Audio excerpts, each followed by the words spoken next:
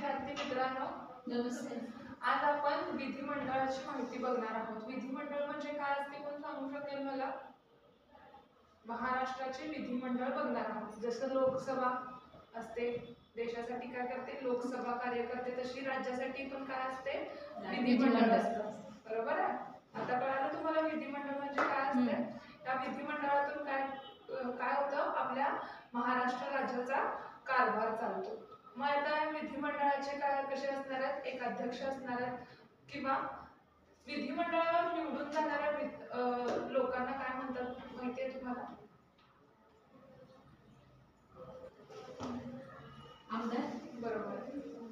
आता मला सांगा, जसं तुम्हाला तुमच्या देशावर प्रेम आहे तसं आपल्या राज्यावर सुद्धा प्रेम आहे, हे तुम्ही कसं सिद्ध कराल?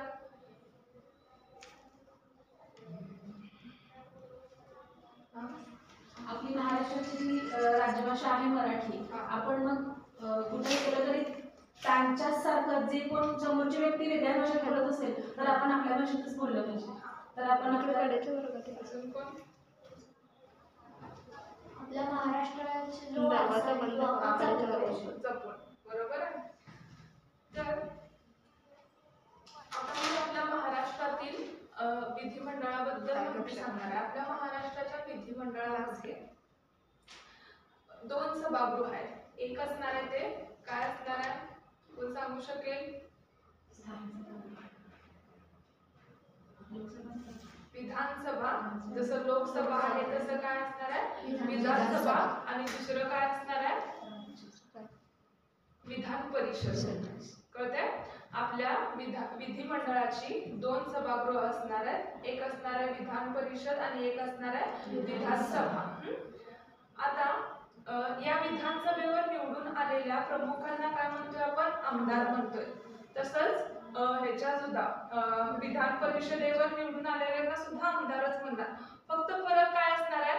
हे विधानसभेतले जे निवडून आलेले प्रमुख असणार आहेत ते लोकांच्या मधले एक असणार आहेत आणि विधान परिषदेवर जे निवडून येतात ते विविध क्षेत्रातील कला क्षेत्रातील, त्यानंतर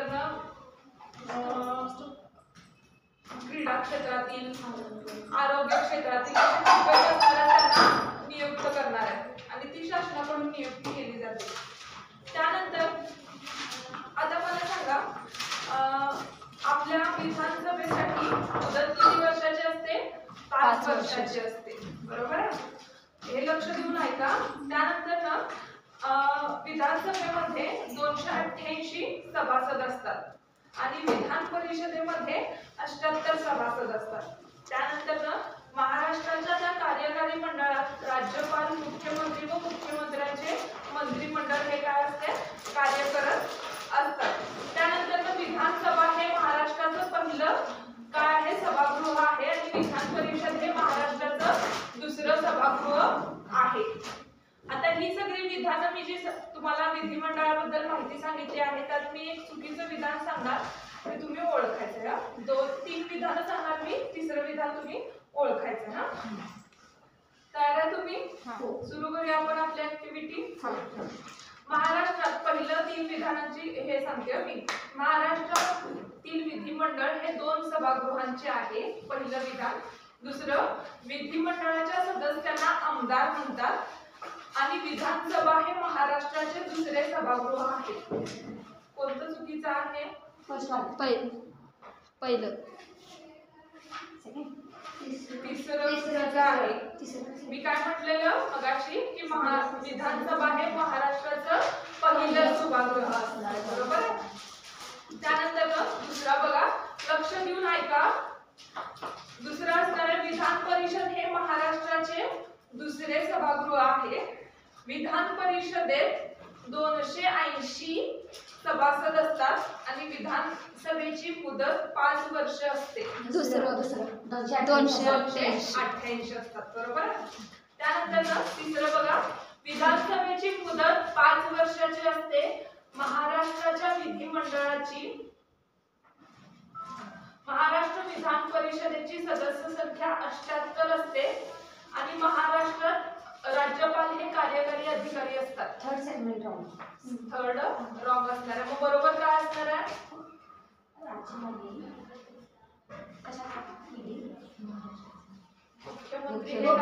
राज्यपाल गव्हर्नमेंट काय अशा प्रकारे ही ऍक्टिव्हिटी असणार आहे. अजून तिसरं एक सांगते बघा.